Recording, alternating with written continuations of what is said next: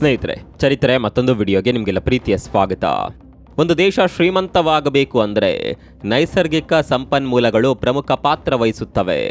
Gulf ದೇಶಗಳು ಇವತ್ತು ವೈಭವದಿಂದ ಮೆರೆದಾಡೋದಕ್ಕೆ ಕಾರಣ ಅಲ್ಲಿ ಸಿಗುವ ತೈಲ. ಅಮೆರಿಕ ಕೂಡ ಸಾಮ್ರಾಜ್ಯ ಕಟ್ಟೋದಕ್ಕೆ ಕಾರಣವಾಗಿದ್ದು ಇದೇ ತೈಲ.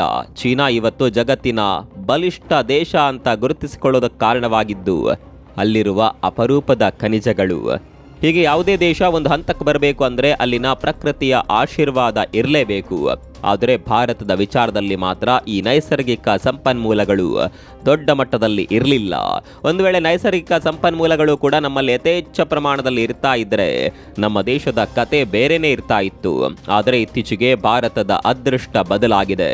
ಭಾರತದ ಮಣ್ಣಿನಲ್ಲಿ ಕೂಡ ನೈಸರ್ಗಿಕ ಸಂಪನ್ಮೂಲಗಳು ಪತ್ತೆಯಾಗೋದಕ್ಕೆ ಶುರುವಾಗಿದೆ. ಛತ್ತೀಸ್ಗಢದ ಭೂಮಿಯಲ್ಲಿ ಅಪರೂಪದ ಖನಿಜ ಸಂಪನ್ಮೂಲಗಳು ಪತ್ತೆಯಾಗಿವೆ. ಬರೋಬ್ಬರಿ 10,000 ಟನ್ ಕಾಪರ್, 10,000 ಟನ್ ನಿಕ್ಕೆಲ್ ಅನ್ನು ಪ್ರತಿ ವರ್ಷ ಮಣ್ಣಿನಿಂದ ಹೊರತೆಗೆಯುವ ಯೋಜನೆ ಸಿದ್ಧವಾಗಿದೆ. ಈ ಅಪರೂಪದ ಖನಿಜಗಳನ್ನು ಭೂಮಿಯಿಂದ ಹೊರತೆಗೆಯೋದಕ್ಕೆ ಡ್ರಿಲ್ಲಿಂಗ್ ಕಾರ್ಯ ಕೂಡ ಶುರುವಾಗಿದೆ. ಇದಿಷ್ಟೇ ಅಲ್ಲ, ಪ್ಲಾಟಿನಂ, ಪೆಲೇಡಿಯಂನಂತಹ ಖನಿಜಗಳು ಕೂಡ ಭೂಮಿಯ ಆಳದಲ್ಲಿರೋದು ಪತ್ತೆಯಾಗಿದೆ. ಅಲ್ಲಿಗೆ ನಮ್ಮ ಬಳಿ ಮಾತ್ರ ಅಪರೂಪದ ಖನಿಜಗಳು ಇರೋದು ಅಂತ ಬೀಗ್ತಾ ಇದ್ದ ಚೀನಾಗೆ ದೊಡ್ಡ ಶಾಕ್ ಎದುರಾಗಿದೆ. ಚೀನಾ ಈ ಖನಿಜಗಳನ್ನು ಒಂದು ರೀತಿ ಅಸ್ತ್ರವನ್ನಾಗಿ ಬಳಸಿಕೊಳ್ತಾ ಇತ್ತು. ಭಾರತವಂತೂ ಈ ಅಪರೂಪಗಳ ಖನಿಜಗಳ ವಿಚಾರದಲ್ಲಿ ಚೀನಾವನ್ನೇ ಅವಲಂಬಿಸಿತ್ತು. ಆದರೆ ಇನ್ಮುಂದೆ ಭಾರತ ಚೀನಾವನ್ನು ಅವಲಂಬಿಸಬೇಕಾಗಿ ಇಲ್ಲ. ಇದು ಸಹಜವಾಗಿಯೇ ಚೀನಾಗೆ ದೊಡ್ಡ ಹೊಡೆತವನ್ನು ನೀಡಲಿದೆ. ಮತ್ತೊಂದು ಕಡೆ ಭಾರತದ ಆರ್ಥಿಕತೆಗೂ ಕೂಡ ಬೂಸ್ಟ್ ಸಿಗಲಿದೆ. ಅಷ್ಟಕ್ಕೂ ಏನಿದು ಅಪರೂಪದ ಖನಿಜಗಳ ನಿಕ್ಷೇಪ? ಇದರಿಂದ ಭಾರತದ ಆರ್ಥಿಕತೆಗೆ ಆಗುವ ಲಾಭಗಳೇನು?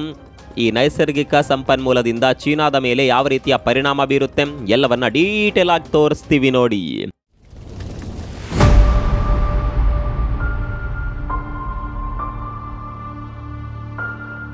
ಸ್ನೇಹಿತರೆ, ಒಂದು ದೇಶ ಆರ್ಥಿಕವಾಗಿ ಬೆಳವಣಿಗೆ ಹೊಂದಬೇಕು ಅಂದರೆ ಖನಿಜಗಳು ತುಂಬಾನೇ ಮುಖ್ಯ. ಈ ಖನಿಜಗಳನ್ನು ನಾವು ಉತ್ಪಾದನೆ ಮಾಡೋದಕ್ಕೆ ಆಗೋದಿಲ್ಲ, ಅವುಗಳು ನೈಸರ್ಗಿಕವಾಗಿ ಸಿಗಬೇಕು. ಹೀಗಾಗಿ ಯಾವ ದೇಶದ ಭೂಮಿಯಲ್ಲಿ ತಮಗೆ ಬೇಕಾದ ಖನಿಜಗಳು ಸಿಗ್ತಾವೋ ಆ ದೇಶಗಳ ಆರ್ಥಿಕ ಪ್ರಗತಿ ತುಂಬಾನೇ ವೇಗವಾಗಿ ಇರುತ್ತೆ. ಅದರಲ್ಲೂ ಇತ್ತೀಚೆಗಂತೂ ಖನಿಜಗಳು ತುಂಬಾನೇ ಮುಖ್ಯವಾಗಿದೆ. ಉದಾಹರಣೆಗೆ ಹೇಳಬೇಕು ಅಂದರೆ ಲಿಥಿಯಂ ಬ್ಯಾಟರಿಗಳಿಗೆ ಬೇಕೇ ಬೇಕು. ಜಗತ್ತು ಈಗ ಎಲೆಕ್ಟ್ರಿಕ್ ವಾಹನಗಳತ್ತ ಜಾರುತ್ತಿರುವಾಗ ಲಿಥಿಯಂನ ಅವಶ್ಯಕತೆ ತುಂಬಾನೇ ಹೆಚ್ಚಾಗಿದೆ. ಭಾರತಕ್ಕೂ ಕೂಡ ಈ ಲಿಥಿಯಂನ ಅವಶ್ಯಕತೆ ಹಾಗೂ ಅನಿವಾರ್ಯತೆ ತುಂಬಾನೇ ಹೆಚ್ಚೇ ಇದೆ. ಆದರೆ ನಮಗೆ ಬೇಕಾದಷ್ಟು ಲಿಥಿಯಂ ನಮ್ಮ ಬಳಿ ಇಲ್ಲ. ಲಿಥಿಯಂಗಾಗಿ ನಾವು ಚೀನಾವನ್ನೇ ಅವಲಂಬಿಸಬೇಕು. ಚೀನಾ ನಮಗೆ ಲಿಥಿಯಂ ಕೊಡೋದಿಲ್ಲ ಅಂತ ಹಠ ಹಿಡಿದು ಬಿಟ್ಟರೆ ಅಲ್ಲಿಗೆ ಭಾರತಕ್ಕೆ ದೊಡ್ಡ ಮಟ್ಟದ ನಷ್ಟವಾಗುತ್ತೆ. ಚೀನಾ ಇದನ್ನು ಅಸ್ತ್ರವನ್ನಾಗಿ ಕೂಡ ಬಳಸಿಕೊಳ್ಳುತ್ತೆ. ಲಿಥಿಯಂ ಸೇರಿದಂತೆ ಹಲವು ಖನಿಜಗಳ ರಫ್ತನ್ನು ಇದ್ದಕ್ಕಿದ್ದ ಹಾಗೆ ನಿಲ್ಲಿಸಿಬಿಡುತ್ತೆ. ಆ ಸಂದರ್ಭದಲ್ಲಿ ಭಾರತಕ್ಕೆ ಲಿಥಿಯಂ ಸಪ್ಲೈ ಆಗೋದಿಲ್ಲ. ಲಿಥಿಯಂ ಸಪ್ಲೈ ಆಗಲಿಲ್ಲ ಅಂದರೆ ಭಾರತದಲ್ಲಿ ಬ್ಯಾಟರಿ ಉತ್ಪಾದನೆ ಸ್ಥಗಿತವಾಗುತ್ತೆ. ಬ್ಯಾಟರಿ ಉತ್ಪಾದನೆ ಸ್ಥಗಿತವಾಯಿತು ಅಂದರೆ ಎಲೆಕ್ಟ್ರಿಕಲ್ ವಾಹನಗಳ ಉತ್ಪಾದನೆ ಕುಂಠಿತವಾಗುತ್ತೆ. ಹೀಗೆ ಲಿಥಿಯಂ ಕೊರತೆಯಿಂದ ಹಲವು ಕ್ಷೇತ್ರಗಳ ಮೇಲೆ ಪರಿಣಾಮ ಬೀರೋದಕ್ಕೆ ಶುರುವಾಗುತ್ತೆ. ಹಾಗಂತ ಕೇವಲ ಲಿಥಿಯಂ ಮಾತ್ರವಲ್ಲ, ಭಾರತ 30 ಖನಿಜಗಳನ್ನು ಕ್ರಿಟಿಕಲ್ ಖನಿಜಗಳು ಅಂತ ಘೋಷಣೆ ಮಾಡಿದೆ. ಅಂದರೆ ಈ ಲಿಸ್ಟ್ನಲ್ಲಿರುವ ಖನಿಜಗಳು ಭಾರತಕ್ಕೆ ತುಂಬಾನೇ ಇಂಪಾರ್ಟೆಂಟ್ ಅಂತ ಅರ್ಥ. ಅದರಲ್ಲಿ ಕೆಲವು ಖನಿಜಗಳ ಬಗ್ಗೆ ಹೇಳೋದಾದರೆ ನಿಕ್ಕೆಲ್, ಕಾಪರ್, ಪ್ಲಾಟಿನಂ ಹಾಗೂ ಪೆಲೇಡಿಯಂ. ಈ ಖನಿಜಗಳಲ್ಲಿ ನಿಕ್ಕೆಲನ್ನು ಎಲೆಕ್ಟ್ರಿಕಲ್ ವಾಹನಗಳ ಬ್ಯಾಟರಿಗಳಲ್ಲಿ, ಸ್ಟೈನ್ಲೆಸ್ ಸ್ಟೀಲ್ಗಳಲ್ಲಿ ಬಳಕೆ ಮಾಡ್ತಾರೆ. ನಮ್ಮ ನಾಣ್ಯಗಳ ಉತ್ಪಾದನೆಯಲ್ಲಿ ಕೂಡ ನಿಕ್ಕೆಲನ್ನು ಬಳಕೆ ಮಾಡ್ತಾರೆ. ಇವಿ ಕ್ಷೇತ್ರಕ್ಕೆ ಇದು ತುಂಬಾನೇ ಇಂಪಾರ್ಟೆಂಟ್. ಇನ್ನು ಕಾಪರ್ ಎಲೆಕ್ಟ್ರಿಕಲ್ ಮೋಟಾರ್ಗಳಲ್ಲಿ, ವೈರ್ಗಳ ಉತ್ಪಾದನೆಯಲ್ಲಿ, ಚಿಪ್ಗಳ ಉತ್ಪಾದನೆಯಲ್ಲಿ ಪ್ರಮುಖ ಪಾತ್ರ ವಹಿಸುತ್ತೆ. ಪ್ರಮುಖ ಪಾತ್ರ ಅನ್ನೋದಕ್ಕಿಂತ ಇವುಗಳು ರೆಡಿ ಆಗಬೇಕು ಅಂದರೆ ಕಾಪರ್ ಬೇಕೇ ಬೇಕು. ಕಾಪರ್ನ ವಿಚಾರದಲ್ಲಿ ಕೂಡ ಭಾರತ ಹೆಚ್ಚಾಗಿ ಅವಲಂಬಿಸಿರೋದು ಚೀನಾವನ್ನು. ಕೇವಲ ಭಾರತ ಮಾತ್ರವಲ್ಲ, ಇಡೀ ಜಗತ್ತೇ ಕಾಪರ್ನ ವಿಚಾರದಲ್ಲಿ ಚೀನಾವನ್ನೇ ಅವಲಂಬಿಸಿರೋದು. ಇನ್ನು ಪ್ಲಾಟಿನಂ, ಇದನ್ನು ಹೈಡ್ರೋಜನ್ ಫ್ಯೂಯೆಲ್ ಸೆಲ್ಗಳ ಉತ್ಪಾದನೆಯಲ್ಲಿ ಬಳಕೆ ಮಾಡ್ತಾರೆ. ಇದರ ಕೊರತೆ ಉಂಟಾದರೆ ಗ್ರೀನ್ ಹೈಡ್ರೋಜನ್ ಕ್ಷೇತ್ರಕ್ಕೆ ಹೊಡೆತ ಬೀಳುತ್ತೆ. ಭಾರತ ಈ ವಿಚಾರದಲ್ಲಿ ದೊಡ್ಡ ಭವಿಷ್ಯವನ್ನು ನೋಡ್ತಾ ಇದೆ. ಭವಿಷ್ಯದಲ್ಲಿ ಗ್ರೀನ್ ಹೈಡ್ರೋಜನ್ನೇ ಜಗತ್ತನ್ನು ಆಳ್ವಿಕೆ ಮಾಡೋದು. ಹೀಗಿರುವಾಗ ಪ್ಲಾಟಿನಂನ ಅಗತ್ಯ ತುಂಬಾನೇ ಬೀಳುತ್ತೆ. ಇಂಟ್ರೆಸ್ಟಿಂಗ್ ಸಂಗತಿ ಏನು ಗೊತ್ತಾ? ಇದಕ್ಕೂ ಕೂಡ ನಾವು ಚೀನಾವನ್ನು ಅವಲಂಬಿಸಿದ್ದೇವೆ. ಭಾರತ ಚೀನಾದಿಂದಲೇ ಪ್ಲಾಟಿನಂ ಅನ್ನು ಖರೀದಿ ಮಾಡೋದು. ಇನ್ನು ಪೆಲೇಡಿಯಂ, ನಮ್ಮ ವಾಹನಗಳ ಸೈಲೆನ್ಸರ್ನಲ್ಲಿ ಬಳಕೆಯಾಗುವ ಪ್ರಮುಖ ಖನಿಜ. ಕಾರ್ಬನ್ ಮೊನಾಕ್ಸೈಡ್ ಅನ್ನು ಕಾರ್ಬನ್ ಡೈಆಕ್ಸೈಡ್ ಆಗಿ ಕನ್ವರ್ಟ್ ಮಾಡೋದು ಇದೇ ಖನಿಜ. ಇದನ್ನು ಕ್ಯಾಟಲಿಕ್ ಕನ್ವರ್ಟರ್ ಆಗಿ ಬಳಕೆ ಮಾಡ್ತಾರೆ. ಒಂದು 5 ವರ್ಷಗಳ ಹಿಂದೆ ಕಚ್ಚಾ ತೈಲಕ್ಕೆ ಎಷ್ಟು ಪ್ರಾಮುಖ್ಯತೆ ಇತ್ತೋ ಅಷ್ಟೇ ಪ್ರಾಮುಖ್ಯತೆ ಈಗ ಈ ಖನಿಜಗಳಿಗಿದೆ. ಒಂದಲ್ಲ ಒಂದು ದಿನ ಈ ಭೂಮಿಯಲ್ಲಿ ಕಚ್ಚಾ ತೈಲ ಬರಿದಾಗುತ್ತೆ.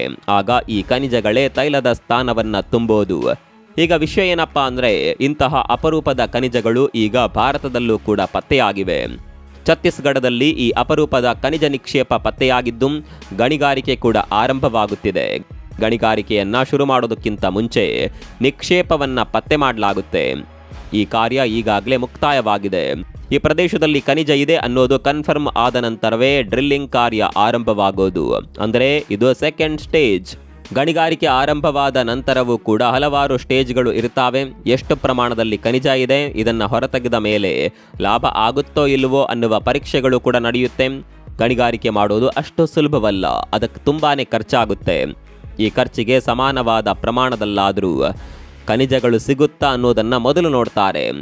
ಆ ಪ್ರಕ್ರಿಯೆಗಳು ಈಗ ಛತ್ತೀಸ್ಗಢದಲ್ಲಿ ಆಗ್ತಾ ಇದೆ. ನಾವು ಆರಂಭದಲ್ಲೇ ಹೇಳಿದಂತೆ ಸದ್ಯ ಛತ್ತೀಸ್ಗಢದಲ್ಲಿ ಪತ್ತೆಯಾಗಿರುವ ನಿಕ್ಷೇಪದಲ್ಲಿ ಪ್ರತಿ ವರ್ಷ ಬರೋಬ್ಬರಿ 10,000 ಟನ್ ಕಾಪರ್ ಮತ್ತು 10,000 ಟನ್ ನಿಕ್ಕೆಲ್ ಅನ್ನು ಭೂಮಿಯಿಂದ ಹೊರತೆಗೆಯಬಹುದು.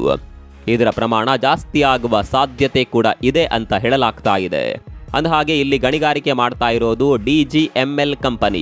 ಸ್ನೇಹಿತರೆ, ಈ ಕಂಪನಿಯ ಬಗ್ಗೆ ನೀವು ಹಿಂದೆಯೂ ಕೇಳಿರಬಹುದು.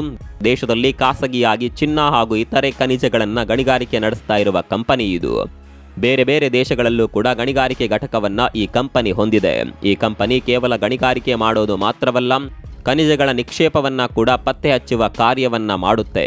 ಹೀಗೆ ಒಂದು ಕಡೆಯಲ್ಲಿ ಛತ್ತೀಸ್ಗಢದಲ್ಲಿ ಅಪರೂಪದ ಖನಿಜಗಳ ಗಣಿಗಾರಿಕೆ ಆರಂಭವಾದರೆ ಮತ್ತೊಂದು ಕಡೆಯಲ್ಲಿ ನಿಕ್ಷೇಪ ಪತ್ತೆ ಹಚ್ಚುವ ಕಾರ್ಯ ಕೂಡ ಬಿರುಸಿನಿಂದ ಸಾಗಿದೆ. ಕರ್ನಾಟಕವೂ ಸೇರಿದಂತೆ ದೇಶದ ಮೂಲೆ ಮೂಲೆಯಲ್ಲೂ ಕೂಡ ಅಪರೂಪದ ಖನಿಜಗಳಿಗಾಗಿ ಶೋಧ ಕಾರ್ಯ ನಡೀತಾ ಇದೆ. ಹೌದು, ನಮ್ಮ ಕರುನಾಡಿನಲ್ಲಿ ಕೂಡ ಭೂಗರ್ಭದಲ್ಲಿ ಅಡಗಿರುವ ಅಗೋಚರ ಸಂಪತ್ತನ್ನ ಹೊರತೆಗೆಯೋದಕ್ಕೆ ದೊಡ್ಡ ಕಾರ್ಯಾಚರಣೆಗಳೇ ನಡೀತಾ ಇದೆ. ರಾಜ್ಯ ರಾಜಧಾನಿ ಬೆಂಗಳೂರಿನಿಂದ ಹಿಡಿದು ಬೀದರ್ನವರೆಗೆ ಕರುನಾಡಿನ ಮೂಲೆ ಮೂಲೆಯಲ್ಲೂ ಕೂಡ ಖನಿಜ ನಿಧಿಗಾಗಿ ಮಹಾಶೋಧ ಶುರುವಾಗಿದೆ. ಯುರೇನಿಯಂ, ಪ್ಲಾಟಿನಂನಂತಹ ಖನಿಜಗಳು ಮಾತ್ರವಲ್ಲದೆ ಚಿನ್ನಕ್ಕಾಗಿ ಕೂಡ ಬೇಟೆ ಶುರುವಾಗಿದೆ.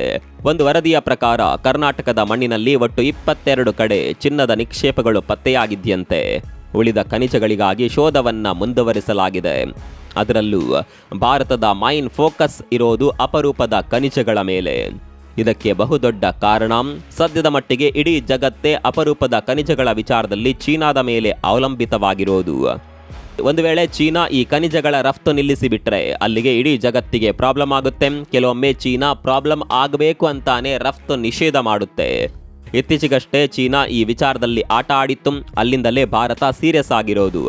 ಹೀಗೆ ಇದ್ರೆ ಭವಿಷ್ಯದಲ್ಲಿ ತುಂಬಾನೇ ತೊಂದರೆ ಆಗುತ್ತೆ ಅನ್ನೋದು ಭಾರತಕ್ಕೆ ಕೂಡ ಚೆನ್ನಾಗಿಯೇ ಅರಿವಾಗಿದೆ. ಹೀಗಾಗಿ ಭವಿಷ್ಯ ಭದ್ರವಾಗಿರಬೇಕು ಅಂದ್ರೆ ಅಪರೂಪದ ಖನಿಜಗಳು ಬೇಕೇ ಬೇಕು. ಈ ನಿಟ್ಟಿನಲ್ಲಿ ಭಾರತ ಶೋಧ ಕಾರ್ಯವನ್ನ ನಡೆಸ್ತಾ ಇದೆ. ಸದ್ಯ ಛತ್ತೀಸ್ಗಢದಲ್ಲಿ ಕೆಲವೊಂದು ಖನಿಜಗಳು ಸಿಕ್ಕಿವೆ. ಇದು ಸಹಜವಾಗಿಯೇ ಭಾರತಕ್ಕೆ ಆರ್ಥಿಕ ಶಕ್ತಿಯನ್ನ ತುಂಬಲಿದೆ. ಚೀನಾ ಮೇಲಿನ ಅವಲಂಬನೆಯನ್ನ ಕಡಿಮೆ ಮಾಡಲಿದೆ. ಹಾಗಂತ ನಮ್ಗೆ ಬೇಕಾದ ಸಂಪೂರ್ಣ ಖನಿಜಗಳು ಛತ್ತೀಸ್ಗಢದಲ್ಲಿ ಸಿಗೋದಿಲ್ಲ. ನಮ್ಮ ಬಳಿ ನಮ್ಮ ಅಗತ್ಯಕ್ಕೆ ತಕ್ಕಷ್ಟು ಖನಿಜಗಳು ಸದ್ಯದ ಮಟ್ಟಿಗೆ ಇಲ್ಲ. ಆದರೆ ಮುಂದಿನ ದಿನಗಳಲ್ಲಿ ಪತ್ತೆ ಕಾರ್ಯ ಪೂರ್ಣಗೊಂಡ ನಂತರ ನಮ್ಮ ಭೂಮಿಯಲ್ಲಿ ಎಷ್ಟು ಪ್ರಮಾಣದಲ್ಲಿ ನಮಗೆ ಬೇಕಾದ ಖನಿಜ ಇದೆ ಅನ್ನೋದು ಗೊತ್ತಾಗುತ್ತೆ. ಅದೇನೇ ಇರಲಿ, ನಾನೇ ಎಲ್ಲ ಅಂತ ಬೀಗುತ್ತಿದ್ದ ಚೀನಾಗೆ ಸ್ವಲ್ಪ ಮಟ್ಟಿಗಾದರೂ ಬಿಸಿ ಮುಟ್ಟೋದಕ್ಕೆ ಶುರುವಾಗಿದೆ. ಮುಂದಿನ ದಿನಗಳಲ್ಲಿ ಮತ್ತಷ್ಟು ಖನಿಜ ನಿಕ್ಷೇಪಗಳು ಪತ್ತೆಯಾದರೆ ಭಾರತದ ಅದೃಷ್ಟ ಬದಲಾಗಬಹುದು. ಈ ವಿಚಾರದ ಬಗ್ಗೆ ನಿಮ್ಗೆ ಏನನ್ಸುತ್ತೆ? ಕಾಮೆಂಟ್ ಮಾಡಿ.